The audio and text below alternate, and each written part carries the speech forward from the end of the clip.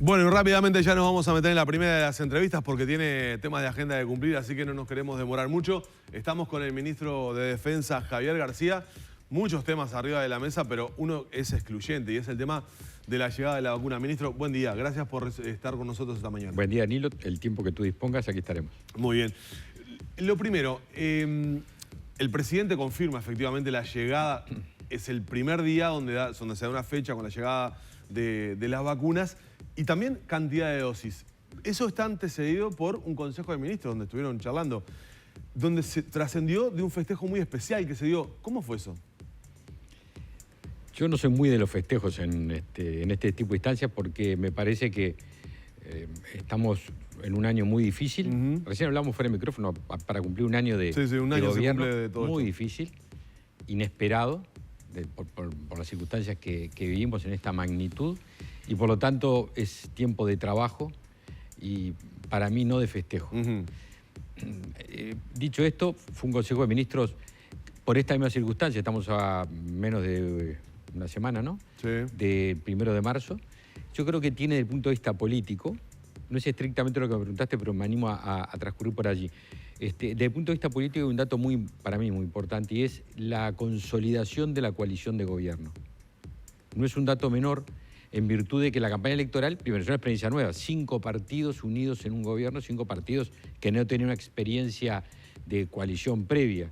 Se decían muchas cosas en la campaña electoral y creo que después de un año logramos tener el trabajo de un gobierno donde 5 partidos, con sus perfiles, con sus matices, tenemos historias diferentes. Algunas historias son, como la nuestra, casi bicentenaria, y otras son muy jóvenes. Bueno, con historias diferentes y perfiles diferentes, respaldar y coincidir en torno a un programa de gobierno. Se me fue para lo político, pero ya que está ahí le voy a preguntar, pero Sanguinetti no se cansa de escribir en el Correo de los Viernes que este no es un gobierno del Partido Nacional, sino de coalición, remarcando esa necesidad o tirando las orejas a veces. Y yo firmo eso que dice el presidente Sanguinetti, lo firmo, porque es así, es estrictamente así. Es un gobierno de coalición con 5 partidos que, como te decía, tenemos perfiles diferentes.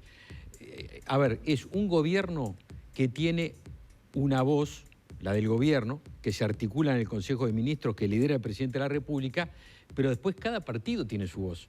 Y valen las dos cosas, que cada partido tenga su voz y que a su vez esos 5 partidos tengan una sola voz en el gobierno cuando llegan a la síntesis. Y eso me parece de una riqueza muy importante. Y lo segundo, y acá me vinculo sin más al año tan particular, el hecho de haber transcurrido con un liderazgo del presidente de la República que marcó un sello en una realidad mundial que no se vivía hace más de 100 años, pues la última pandemia fue de finales de allá de la Primera Guerra Mundial, de 1918, que lideró la pandemia desde uno de los ángulos que menos se usó en el mundo, pero fue uno de los ángulos que mejor permitió recorrer el camino. Yo no hablo de éxitos, no se puede hablar de éxitos cuando vivimos lo que vivimos, que fue el camino de la libertad. El libro, el manual, el recurso que utilizó la mayoría del mundo fue el del confinamiento y la cuarentena. Y el presidente Lacalle Pou y el gobierno del Uruguay utilizamos el camino de la libertad. No era fácil hacerlo porque el reclamo era el confinamiento, la cuarentena, la restricción, muchas veces hasta la militarización de la sociedad, porque para sostener estas cosas hay que tener regímenes muy duros para limitar estas libertades. Sin embargo, nosotros trabajamos con esta pauta que nos hace llegar a este momento que estamos llegando en estos días, en estas horas, con un panorama que nos hace ver, como cuando uno va en un túnel que va acercándose a la punta y cada vez la luz tiene más intensidad, bueno, cada vez la luz al final del túnel tiene cada vez más intensidad. Ya voy a ir a todo el tema de vacunas y qué rol va a tener el Ministerio de Defensa en ese caso. Pero hablando de vacunas, se anunció la llegada de las vacunas, un cronograma de llegadas que va a representar unos 2 millones de dosis para el cierre de marzo. Pero mucha gente, si bien es una buena noticia, ha dicho llegan tarde las vacunas. ¿Usted qué le responde a esa gente? Primero, reconozco la ansiedad legítima que todos tenemos. Nadie pide una vacuna porque le encanta vacunarse. Necesita vacunarse, que es diferente. Necesitamos vacunar. Entonces, el reclamo, yo lo comprendo. Yo también tengo ansiedades. En lo que significa mi responsabilidad de formar un hogar, de tener un hogar, así como padre de familia, etcétera, y aparte como ciudadano y también como gobernante. ¿no? En ese orden. Pero si uno mira la realidad objetiva, hoy hay un artículo en el diario El Observador que yo se lo recomiendo, porque hace una escala matemática muy interesante. Si uno mira la realidad del mundo y vamos del barrio, de nuestro barrio más cercano, dice, a ver, nosotros no sé si seremos uno de los últimos, pero miremos quiénes tienen las vacunas y cuánto han vacunado. Entonces, países que empezaron, por ejemplo, números redondos, están en El Observador de hoy. Brasil, que comenzó hace unos cuantos días, ¿cuántos, en términos de traslado, regla de 3, cuánto significa lo que vacunó en Brasil? ¿Cuánto significaría si hubiera vacunado en Uruguay y Brasil? 110.000 personas. 3 días de vacunación en Uruguay, porque los números que dijo el presidente eran a 30.000 por día. Argentina, que todos sabemos que empezó allá por principio de enero, creo por allí, todos vimos aquello tan particular. Bueno, trasladó a términos uruguayos 54.000 personas vacunadas. Quiere decir que 2 días del régimen de vacunas que vamos a tener aquí. Costa Rica, 50.000 ciudadanos vacunados. Es decir, haber empezado tanto antes no significó haber avanzado en la vacunación. Lo que importa, me sale aquella frase del maestro Tabaré, ¿no? Es cómo se recorre el camino. Y nosotros optamos por recorrer un camino que no miraba un reclamo que exigía tener, aunque fuera un puñadito de vacunas, y después no se pudiera vacunar nadie más. Y en otros lugares, los brazos que se acercaban eran los brazos cercanos al poder, porque a su vez es tener vacunas y tenerlas con equidad, y no para los poderosos. Entonces, o tentarse con llegar a decir, bueno, las que haya, aunque después no pueda sostener el régimen de vacunación. O decirnos, mire, cuando nosotros anunciemos un plan de vacunación va a ser serio y va a ser sostenible, porque lo que no puede pasar es empezar a vacunar hoy y dejar de vacunar pasado mañana. ¿Qué va a hacer el Ministerio de Defensa? ¿Cómo va a trabajar? En la logística, que supongo será determinante por vía aérea y terrestre, ¿cómo va a trabajar justamente para la distribución de vacunas? Estamos trabajando... Porque no es un día. No. O sea, va a tener que ser sostenido en el tiempo. Exactamente eso mismo. Y aparte no es una vacuna.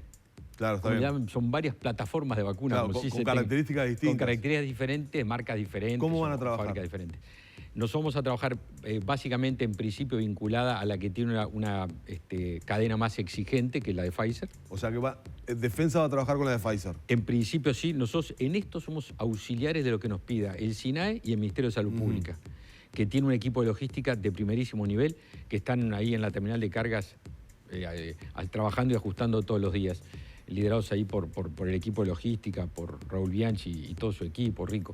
Entonces, de acuerdo a la vacuna, si nos piden otras, el otro día Bianchi decía, no descartamos que recurramos a la logística que tiene el Ministerio de Defensa y las fuerzas para hacerlo. Pero vamos a trabajar en la distribución, esto más o menos redondo. Hay una agenda, esto es lo que le da la transparencia. Tegaldo, cuando le toque, de acuerdo al colectivo que le toque, edad, etcétera, se anota. Entonces, le da el Ministerio de Salud Pública, le dice, bueno, mañana, tal día, se va a vacunar tanta gente en tantos lugares del país. Eso se va a transferir a la terminal de cargas, que es quien están acopiadas, ahí en Carrasco. Sí, es el punto de partida sí, de el nudo logístico. De donde salen las vacunas. Inicio.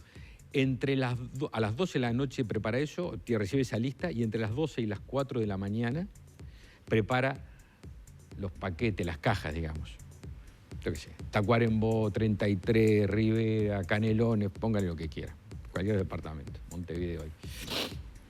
Después de tener esa logística, se las entrega, en el caso de la Pfizer, a la Fuerza Aérea, las que son a los departamentos que están afuera de un radio de unos 120 o 150 kilómetros de Montevideo, los más alejados.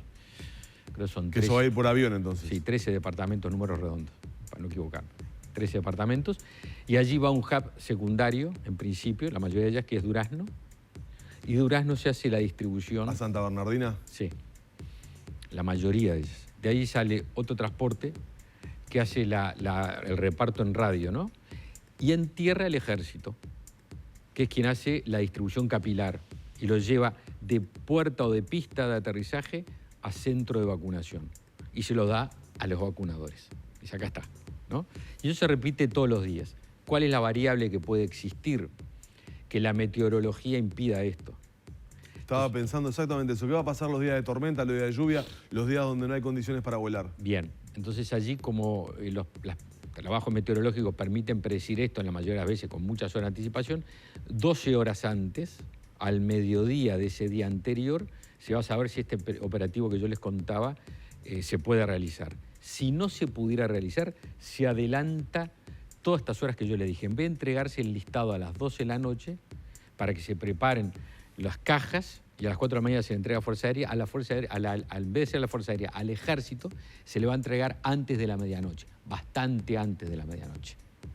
10 de la noche, 11, por ahí sí. Para salir por tierra. Para que salgan por tierra y puedan llegar a los lugares más lejanos, pongámosle Bella Unión, Artigas, puedan llegar antes de que comience el primer turno de vacunación, que va a ser a las 8 de la mañana. Entonces, si a las 12 de mediodía tenemos estas circunstancias, se adelantan todos los plazos y a las 10 de la noche o por ahí, números más, números menos, están saliendo vía tierra a todos los lugares del país. Algunos lugares llegará a las 6 de la mañana y otros llegará a las 3 de la mañana.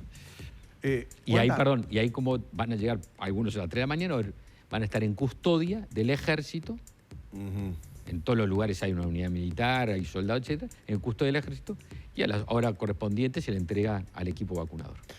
¿Cuántos aproximadamente efectivos van a estar participando de toda esta logística? Porque es muy amplia, estamos hablando de digamos, una red de distribución de vacunas importante. No hay número fijo porque cambia de día. Es decir, el esquema segundo va a implicar más que si fuera para el Ejército. Es decir, de acuerdo a las circunstancias, al principio se hablaba, me decía el comandante del Ejército, en torno de 500 efectivos. La Fuerza Aérea son menos porque ahí el traslado es en avión, pero digo, es un número importante, pero que se adecua de acuerdo a las circunstancias que se necesiten. No es por falta, no va a hacer falta ni de efectivos ni en una circunstancia que impida hacer esto. Está la voluntad, está el profesionalismo y la entrega para hacer esto. ¿Comienza como grupo prioritario los militares, ya se ha dicho, para bueno, estar... en esta vacuna de ahora. El grupo prioritario es el grupo de mayor riesgo, ¿no? Que va a ser vacunado con Pfizer. Por la circunstancia que explicó el presidente de la República. Como la distancia entre la llegada de una y otra no es más que algunos pocos días, se opta por esperar esos días para que la cobertura se opte por la que tiene mayor cobertura en los grupos de riesgo, personal de la salud, residenciales, adultos mayores, etc. Eso va a ser la que va a llegar allá. Una semana después. Exactamente, una semana después. Entonces vamos a la de Sinovac y ahí entra el segundo grupo prioritario, que entra personal educativo en todas sus ramas. INAU, estoy jugando memoria, INAU, INISA, creo, personal policial, personal militar, no sé si me escapa algún grupo más. Y tú me preguntabas... Bomberos, por ejemplo. Y bomberos, perdón, y bomberos. ¿Ah? Y dentro del personal militar, justo ayer de tarde estábamos trabajando en el ministerio, con el subsecretario y con el director. Claro, lo que le quería preguntar es eso, ¿cómo van a ser los integrantes de las tres fuerzas? Es decir, ¿se tienen que agendar, tienen que cumplir todo ese protocolo? ¿O se va, por ejemplo, a las unidades que están allí y ya se hace la inmunización? Ayer estábamos justo, yo mañana me reuní con el director de Sanidad y de tarde con el subsecretario y el director. El Ministerio de Defensa, la enorme mayoría son militares, hay un personal civil en menor escala y otros escalafones. Se va a vacunar el personal militar de las tres fuerzas y después lo que es el personal de paso de fronteras, por razones obvias, que es un grupo pequeño, no es personal que digamos K, que se llama el escalafón, es el personal que está en los pasos de frontera, donde están muchas veces los problemas. Un grupo de personas. Y los controladores aéreos que pertenecen que son un personal esencial, que bueno, todos sabemos que son vitales, más en esto, ¿no? Es un grupo muy chiquitito. Pero el 90 y pico % es personal, digamos, militar, es lo que en la policía es el ejecutivo, acá se llama combatiente, escalafón K. Ellos van a anotarse, cada unidad va a tener una orden que estamos disponiendo en estas horas, se va a dar la orden al jefe de la unidad que corresponde, para que los efectivos es voluntario, ¿no? Eso le iba a decir, no hay obligación para los efectivos militares para vacunarse. No, es voluntario. Es voluntario. Es el mismo criterio para cualquier persona. Pero bueno, para que se anoten en la agenda, se van a anotar en la agenda electrónica que anunció el Ministerio de Salud Pública, lo único que se va a hacer organizadamente. Claro. Me imagino que el jefe de cada unidad va a organizar a todos los efectivos para ir anotándolo, no van a salir cada uno a buscar una computadora, se va a hacer organizadamente. Y se anotan en el vacunatorio del lugar donde corresponda, de la ciudad donde estén, sea cualquiera de los 19 departamentos. No va a llevar mucho tiempo, primero porque es un colectivo cerrado, ¿no? Es decir, gente que trabaja en el mismo lugar todos los días y está durante muchos días en el mismo lugar. Y son números redondos, 23.000. Nosotros funcionarios tenemos, no sé, en torno a 26.000, 27.000. El público al que está dedicado en primera instancia son 23.000. Quiero preguntarle de muchos temas y se me está yendo el tiempo. ¿Qué balance hace de esta extensión del decreto que permite, digamos, disolver las aglomeraciones? ¿Qué balance hace esta semana de carnaval en las intervenciones que hizo la prefectura? Bien. Bueno, primero la extensión muy necesaria. Fue un instrumento que, tú te acordás, Danilo, lo tuvimos que adoptar no con alegría, pero por necesidad, junto al cierre de fronteras, allá por el 21 de diciembre, cuando los casos nos estaban preocupando. Sí. Estamos entrando a la primera ola o llegando a la primera ola. Si uno mira el transcurso, acordate las predicciones que había científicas, que eran predicciones serias, porque decíamos, bueno, si no se hace algo, vamos a tener los últimos días de diciembre, 1 de enero, 1.200 casos, y se prevé que para mitad de enero puedan superar, no sé, casi 2.000, y saturados los CTI. Bueno, tomamos estas medidas, y bueno, justo recién ustedes estaban dando números, logramos mesetear. Son números que siempre nos hacen estar arriba de ellos, pero que no llegaron a la predicción, por suerte. Eso es un logro de los uruguayos y del empoderamiento de las decisiones que se tomó, del compromiso que hubo y las decisiones que se tomaron. Ahora estamos en esta disyuntiva. Vemos, como decíamos al principio, esa luz que cada vez tiene mayor intensidad al final del camino, queda muy poco. Para comenzar la vacunación, dijimos, bueno, vamos a no poner en riesgo esta circunstancia cuando sabemos que estamos en momentos del año que son naturalmente de encuentros. La medida que estamos tomando no es natural. Lo natural es juntarnos, encontrarnos, abrazarnos, pasar entre amigos, entre familia, etc.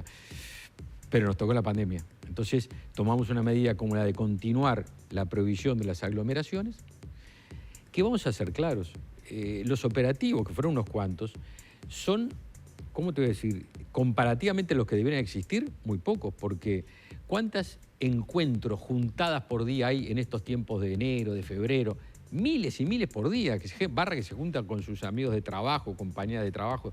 Y acá estamos hablando de unas decenas, cientos de gente que no comprendió que hacer cosas que ponen en riesgo la salud propia y la de los demás en estos momentos es un riesgo gravísimo y que está muy mal hacerlo. Y por lo tanto, siempre sucede que puede haber gente que no comprenda y no comprendió. Tuvimos que extender esto con lo que significa de mayor trabajo de nuestros efectivos, en el caso de la prefectura y en el caso de la policía. ¿Qué va hasta cuándo esto? 21, 19 hasta el 19 de marzo. Y ya no hay posibilidad de extenderlo no, porque la ley mandata a una prórroga. Un disparo. Una, única, ¿no? Un disparo. Sí, la facultad era de una extensión por 30 días que utilizamos en toda su magnitud. Bien. Si todo se da como estamos previendo, ya va a andar ahí en torno de 15 días o más, o por ahí, de vacunación, ¿no? A un ritmo intenso. Así que ya vamos a estar aún ahí más cerquita de la luz esa que nos espera. Bien. García, le agradezco mucho por habernos acompañado esta mañana. Hay muchos temas para conversar. Seguramente luego de este 1 de marzo haremos un balance de lo que ha sido la gestión de la cartera en otra oportunidad. Gracias por habernos acompañado esta mañana. Es un placer, Danilo, Lorena, Humberto, a toda la audiencia. Muy bien, vamos rápido a una pausa. Queda mucho arriba gente para compartir todavía.